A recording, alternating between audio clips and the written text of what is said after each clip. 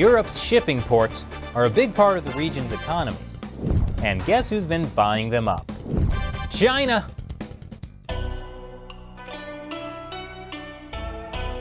Welcome back to China Uncensored. I'm Chris Chappell. No one loves money and business more than the Chinese Communist Party. For the past decade, they've been on a global investment spree. In 2013, Chinese leader Xi Jinping officially wrapped China's state-sponsored investments into what he called the Belt and Road Initiative, or, as it was initially known, One Belt, One Road, to bring them all and in the darkness bind them. Xi Jinping is a big Lord of the Rings fan. Hilarious, except that the taking over the world thing, that's not actually a joke.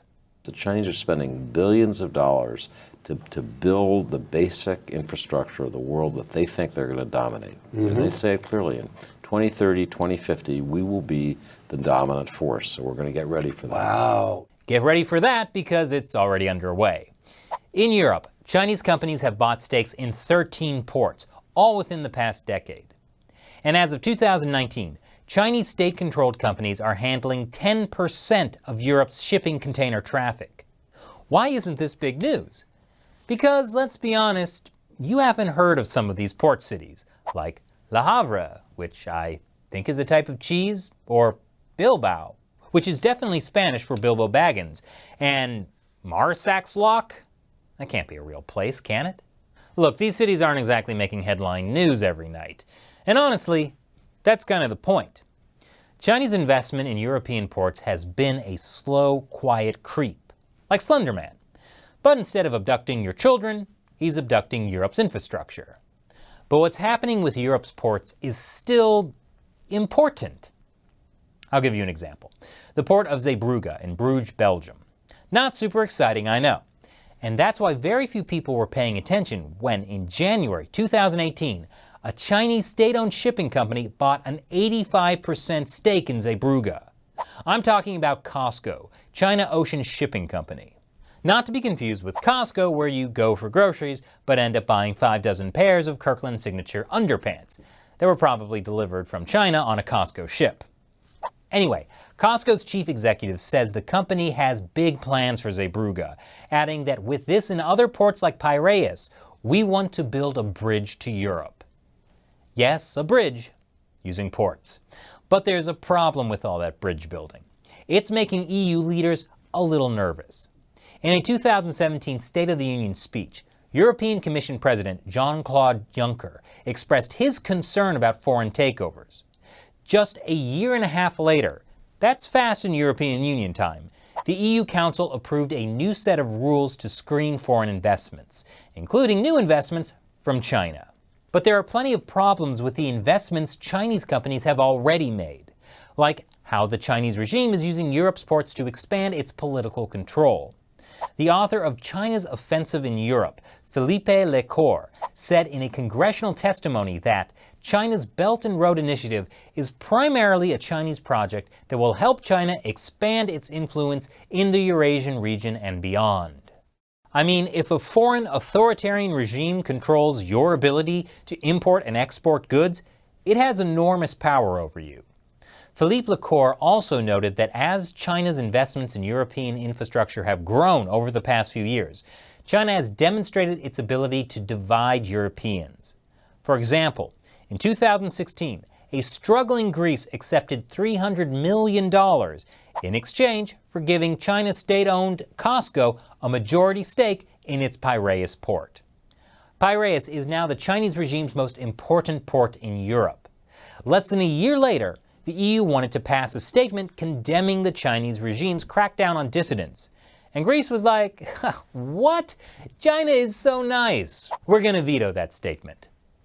And that's just the tip of the iceberg. The Chinese Communist Party has created a special group called 16+1. That is, 16 countries in Central and Eastern Europe plus China. These are the countries that are, okay, what's a nice way to say this? Not top travel destinations. The countries that you're not really sure where they are on a map, like Serbia, which we did a whole episode on a couple of weeks ago, after I looked up where it was on a map.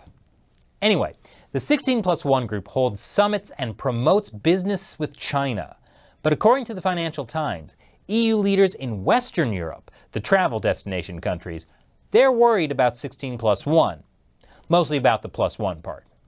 The monthly journal Europe Now reports that 16+1 could become a Trojan horse for China to shatter the bloc's unity in sensitive areas ranging from the single market to foreign investment vetting.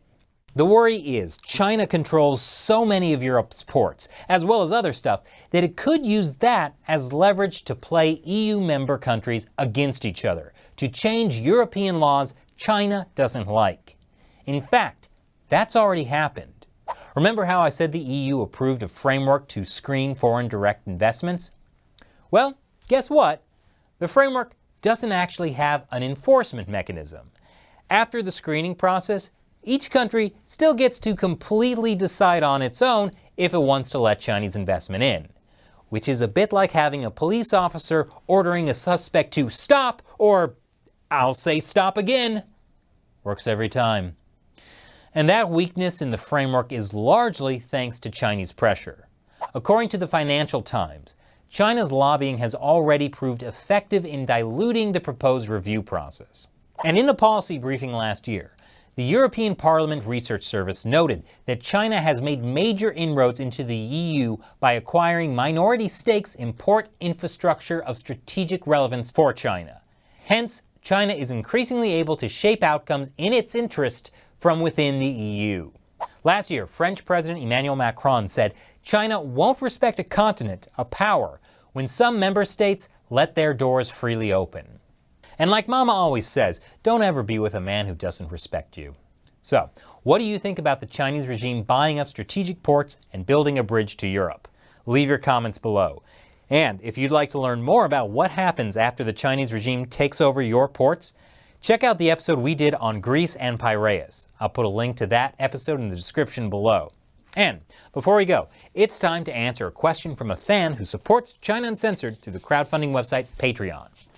David Michael White asks, Chris, which film of the Back to the Future trilogy is your favorite? Well, David, it's obviously the one where they travel to the past. October 21st, 2015. You mean we're in the future? It's the past future I always imagined we wouldn't have. Flying cars, jackets that dry themselves, nausea-inducing fashion trends. Well, we do have that one. But anyway, Back to the Future Part 2 is definitely the best of the trilogy. In fact, back in 2015, my producer Matt and I actually did a video about 10 things Back to the Future 2 got right, and I posted that on our channel. I know you're wondering what it had to do with China, and the answer is absolutely nothing. But we really wanted to do that video for some reason, and it got more views than this video will ever get. I'll put a link to that in the description below. You know, I wonder which one people will watch. An episode about Greek debt or Back to the Future? Thanks for your question, David. And thank you to the more than 2,000 of you who support China Uncensored through the crowdfunding website Patreon. Most of our revenue comes through your direct contributions. So, thank you for helping us pay our staff and keep the lights on. Once again, I'm Chris Chappell. See you next time.